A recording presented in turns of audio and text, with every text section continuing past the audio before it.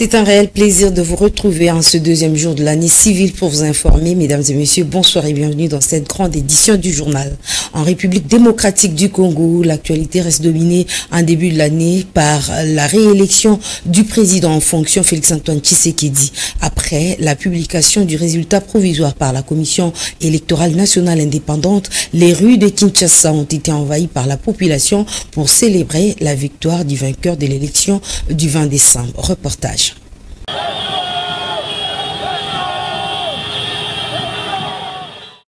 Contrairement au cycle précédent, le cycle électoral actuel a marqué une différence en République démocratique du Congo. Les résultats de la présidentielle ont été publiés sans psychose. À Kinshasa, par exemple, les dispositifs sécuritaires étaient crédibles. Aucun accrochage entre la population et les agents de l'ordre. Selon les informations reçues par les équipes de la FM Télévision déployées sur le terrain, aucun incident n'a été enregistré. La population était en liesse dans toutes les rues et la police était à côté pour assurer la sécurité.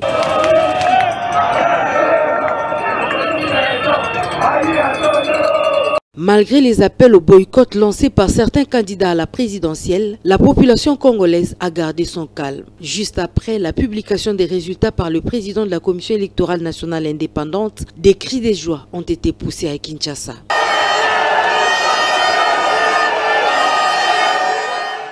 La joie de tout un peuple a été décrite. La Commission électorale nationale indépendante a gagné son pari d'organiser les élections dans les délais constitutionnels. Titre provisoire, le candidat numéro 20, M. Félix-Antoine Tshisekedi Tshilombo. Et juste après la publication de cette victoire provisoire proclamée par la Commission électorale nationale indépendante, Félix-Antoine Tshisekedi, candidat numéro 20, a prononcé un discours rassembleur à travers lequel il invite les Congolais à l'unité et au sens du patriotisme pour relever les défis du développement. Suivez le président de la République. Aux vaillants alliés de l'Union sacrée de la nation, à travers le Présidium et les membres, aux patriotes volontaires qui se comptent par millions, ici au pays comme à l'étranger, qui se sont jetés dans cette bataille et fait en sorte que la mobilisation soit totale pour permettre au peuple d'accéder à mon projet de société et de voter massivement en ma faveur. Veuillez recevoir ici l'expression de ma grande reconnaissance. Merci. Aussi, je voudrais, de manière spéciale, saluer nos compatriotes de la diaspora qui, malgré tous les pronostics,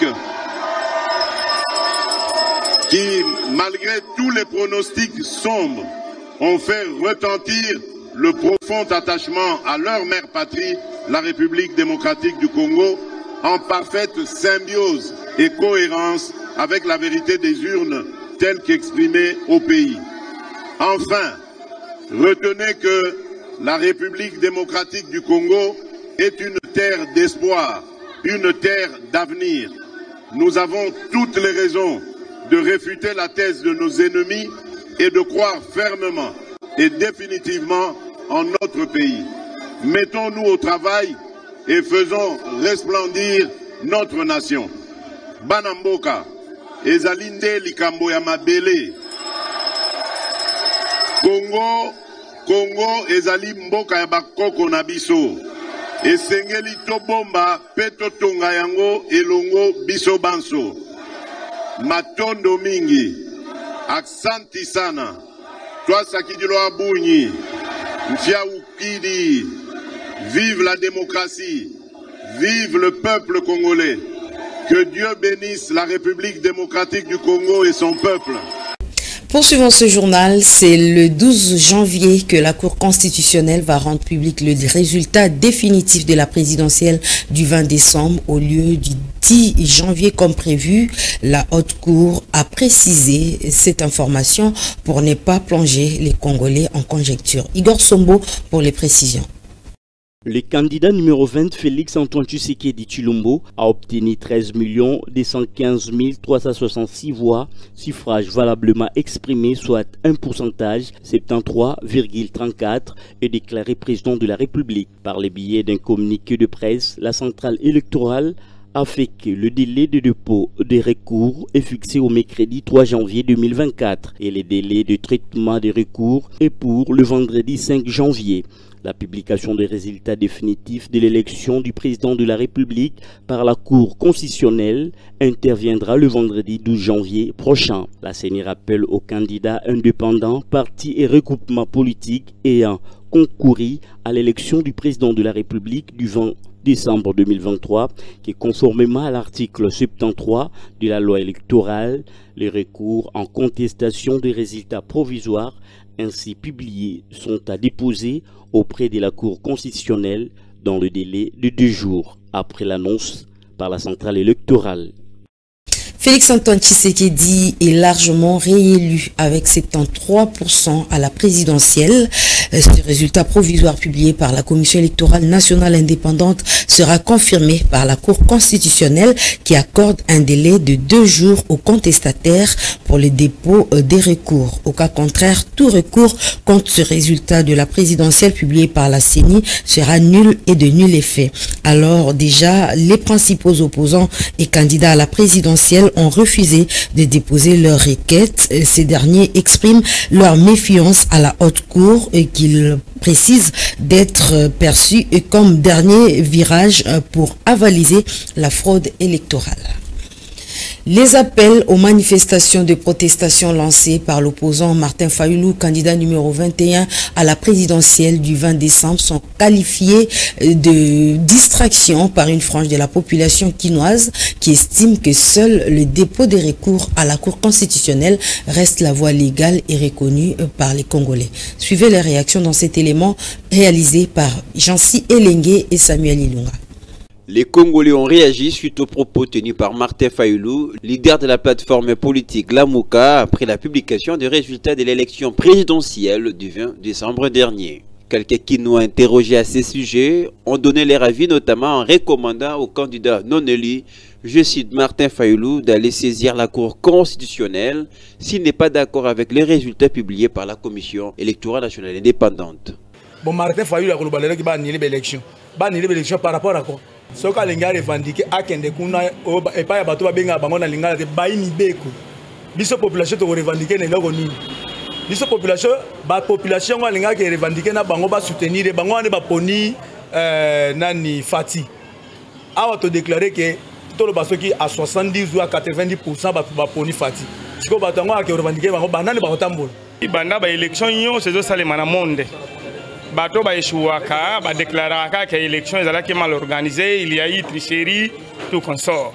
Or que tu yebi que ba élection est l'équipe malam et depuis ba élection et banana Congo, c'est toute la première fois que ba publié président Oyazali élu na peuple congolais bango moko. Na yango ndeko Martin Fayulu atika distraction. Même ceux qui ba ke na cour constitutionnelle. Et ko Martin Fayulu te au moins qu'il y ait Moïse parce qu'il a mis deuxième. Martin Fayulu a un échec grave. Est-ce que même dans l'université, échec grave, c'est un recours? C'est un recours. Martin Fayulu a fait une distraction. Rappelons que les élections organisées par la CENI, présidées par Denis Kadima en RDC, ont été caractérisées des irrégularités. On va parler autre chose. Le boxeur professionnel Martin Bakole occupe désormais la première place du classement actualisé en décembre 2023 dernier des poids lourds de la World Boxing Association, l'une des plus grandes et importantes fédérations de la discipline au monde. Lionel Ngolo nous en donne les détails.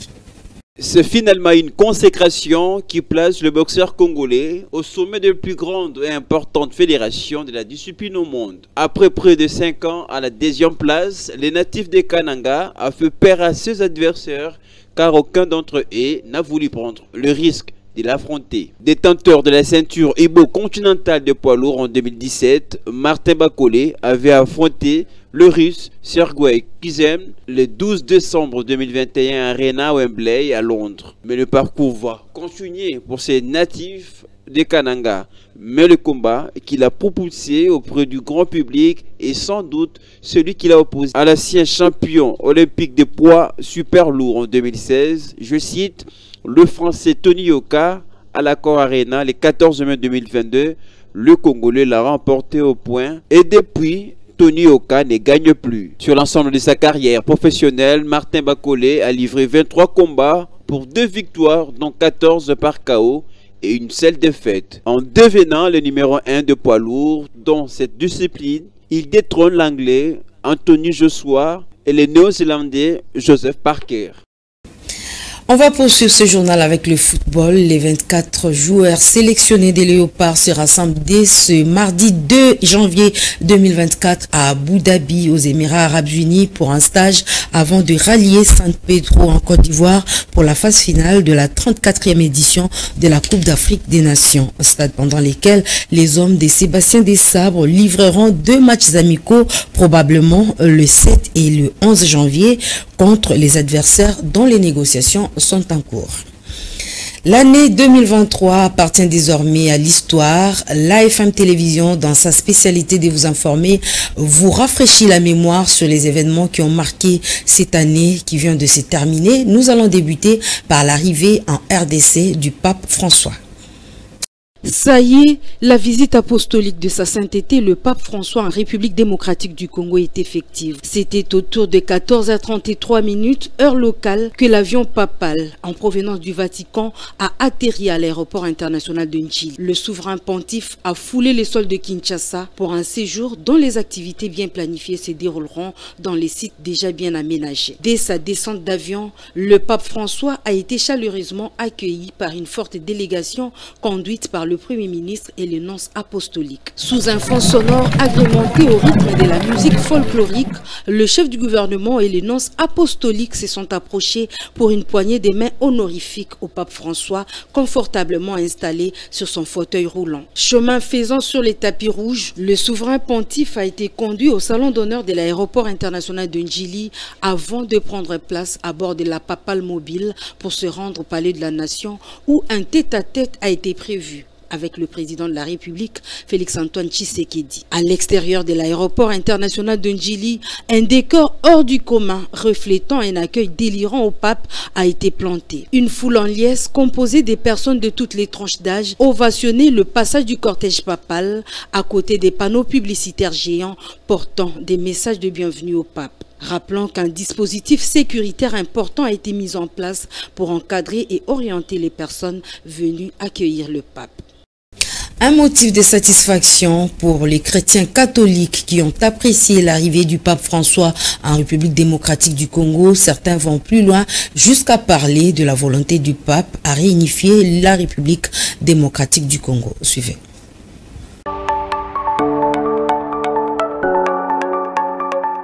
La visite du pape François, premièrement, il est d'abord venu pour la réconciliation et aussi pour demander la paix, voir aussi de l'autre côté de notre pays Est, il y avait beaucoup de guerres.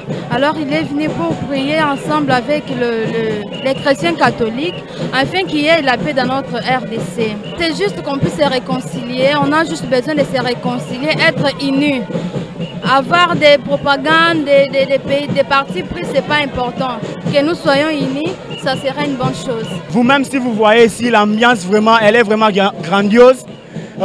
Tous les gens vraiment sont dans la joie, y compris moi-même, vraiment, je suis très joyeux de voir le pape arriver dans notre pays parce que c'est vraiment un moment historique. Bon, ce que je pourrais dire au pape, qu'il puisse réconcilier la religion, qu'il puisse nous donner un message de paix. C'est ce que vraiment nous en avons besoin dans notre pays. Eh bien, c'est une visite mémorable et un souvenir incommensurable parce que le pape a aimé Kinshasa, le pape a aimé la RDC, il vient en pèlerin de la paix, il vient pour dire la paix comme il a dit Jésus, et il faut que la paix c'est ça dans ce pays. Et comme on peut commémorer sa souffrance, le pape ensemble de la joie d'être congolais, la joie d'être ailleurs. Merci et je vous. On va parler de l'adresse du président de la République aux femmes congolaises au Palais du Peuple. C'était en mars 2023. Félix Tshisekedi a exhorté ces femmes à participer au développement de la République démocratique du Congo. Suivez cet extrait.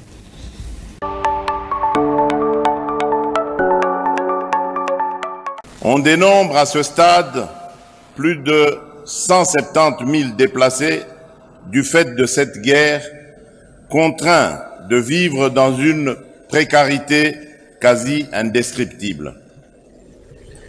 Cette situation malheureuse n'affecte pas pour autant la détermination affichée dans notre chef et dans celui du gouvernement de mettre un terme définitif à cette souffrance et ainsi réhabiliter l'honneur de toute une nation.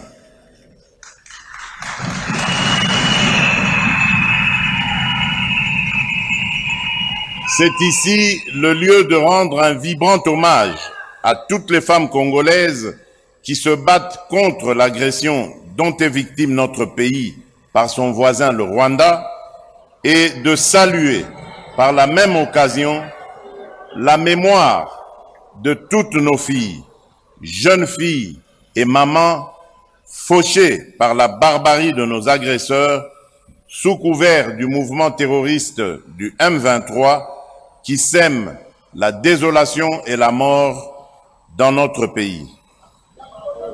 Ainsi,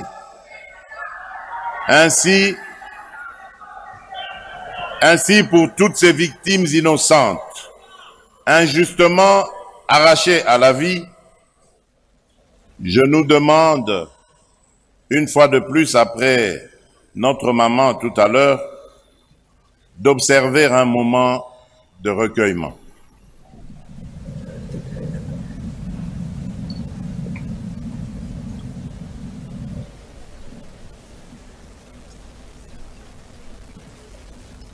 Je vous remercie.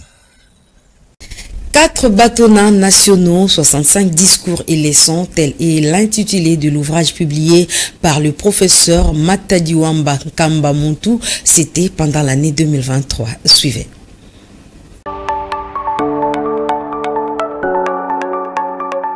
C'est un livre ni introduction, ni développement, ni conclusion. C'est un peu bizarre quand même. Eh bien, tout simplement parce qu'il contient des discours d'environ 10 minutes pour la plupart et de moins de temps pour certains. Des discours prononcés à des époques différentes, dans des circonstances mêmement différentes. Et qu'est-ce que je viens de faire comme Maître Moupila avait fait à l'époque de mes 2 premiers mandats de bâtonnier national? Lui, au moins, avait beaucoup commenté, beaucoup cherché à présenter l'auteur, de telle manière qu'il a dû parler de la pensée de Matadiwamba. Moi, j'ai pris tous ces discours, et des premiers mandats, et de 2 derniers mandats, je les ai mis ensemble. Et parmi les événements qui ont marqué l'année 2023, on enregistre également l'arrivée en RDC de l'opposant gabonais Mike Jacktan, qui a également profité de l'occasion pour visiter les installations de la Fondation Maloua. Il a été reçu par le président de cette fondation, Maître Maloua Billy Cléophas. Suivez.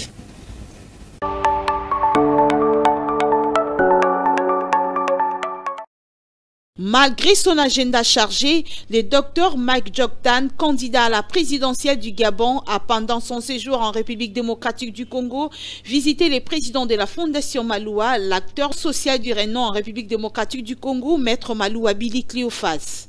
Accompagné d'une forte délégation, le président leader des Gabon nouveau s'est réjoui de l'accueil lui réservé par l'homme de nul n'a le droit d'être heureux seul sur la terre.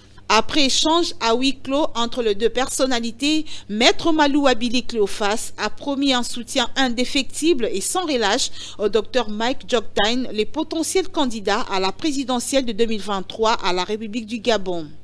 Pour rappel, sachez que Mike Steven Jacktan, le leader du ministère international Christ révélé aux nations, a officiellement annoncé sa candidature à l'élection présidentielle de 2023 au Gabon.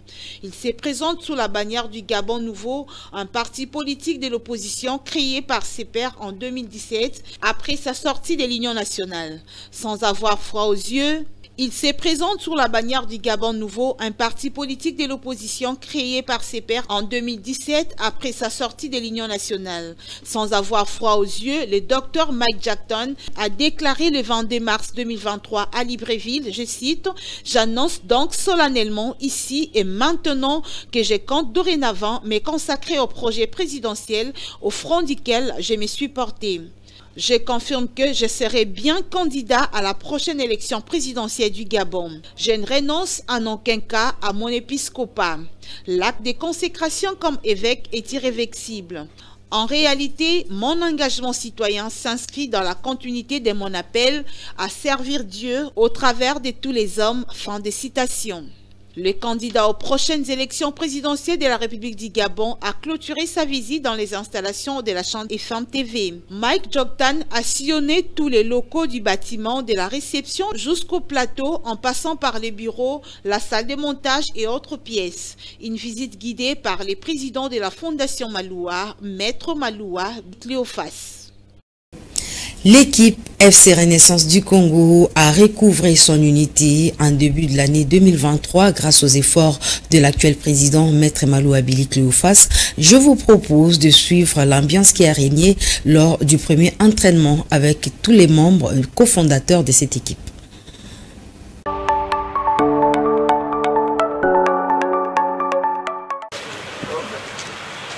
Après la réconciliation, place désormais au travail, l'équipe du FC Renaissance du Congo du coach Pichou Manda a été bénie ce lundi 3 avril de la double visite, celle de la coordination et du PCA. Le trio Maloua Kankolongo Mukuna a répondu présent à la séance d'entraînement au stade Vélodrome de Kintambo. En soutien de l'équipe, le président du conseil d'administration a remis quelques paquets d'eau et une enveloppe, geste combien salué par Maître Billy Maloua Cléophas qui fait le point par rapport à cette visite.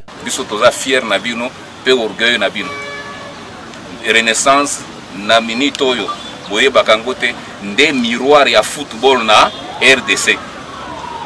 Ça veut dire que Renaissance ndenge toza toki kosala erreur ata moko te.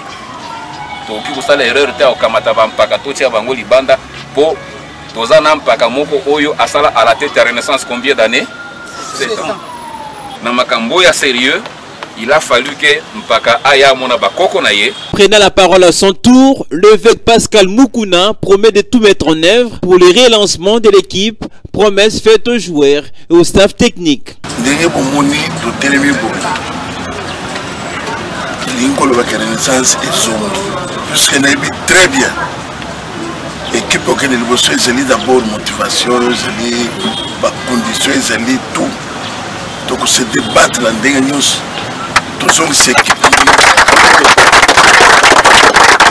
Changer l'image du club orange de la capitale fait désormais partie de la mission principale de ses dirigeants.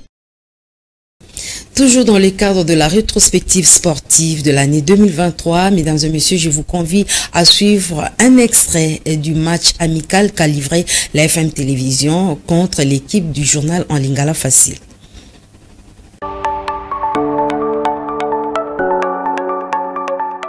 C'était en mémoire de l'artiste musicien Kinkester Remenea et la journaliste Kamando. Ce match de loisirs a eu lieu en télévision et le journal facile. C'est dimanche au terrain Sosa dans la commune de Kassavubu. Liwaya, papa Nabiso, Yann Nabiso, Kinkester, Liwaya, Leg Nabiso, Evelyne Kamo Lopez, Tolobaki, Bisso, nous ne pouvons pas rester indifférents. Nabegaki Monamboka Zakari Babaso, Nabegaki Ndeko Billy Maliwa, il faut l'ingala facile, na FM TV Basangana. Et ça, Bolingo, c'est comme ça. Vive la presse et que vive FM TV et que vive l'ingala facile. Le coup d'envoi de ces matchs a été donné par le patron de la FM Télévision, je cite, Maître Maloua Billy Cléophas. Pas de vainqueur ni de vaincu au terme de ce match, 0 but partout entre la FM et le JT en Lingala Facile, un match entre partenaires qui a servi au renforcement des liens entre ces deux entreprises. Les participants à cet événement n'ont pas manqué de mots. Fondation Maloua va devoir FM Télévision. Il y a un problème de les gens se retrouvent prochainement. Côté la sécurité, la présence de la Fondation Maloua. Regreza Makasi pour la FM Télévision pour modèle Baela qui bassin na biso match ni la 0-0 et c'est pas si bisoté parce que biso za FC Bigardien gagnant. Tu gagnes trop mais tu peux si FM Télévision rendez-vous dans match retour ba on a auto ça bango non ba salimati et puis et oza yamba suka pe liboso été ba bando beta sur match à football loisir. À la fin de ce match, un moment d'échange d'agapé a été servi à tous les participants. Vous venez de revivre quelques événements qui ont marqué l'année 2023. Ce n'est qu'une partie remise. Restez branchés à la FM Télévision tous les jours pour suivre les événements qui ont marqué l'année finissante. Bonne suite des programmes, vous ne serez jamais déçus.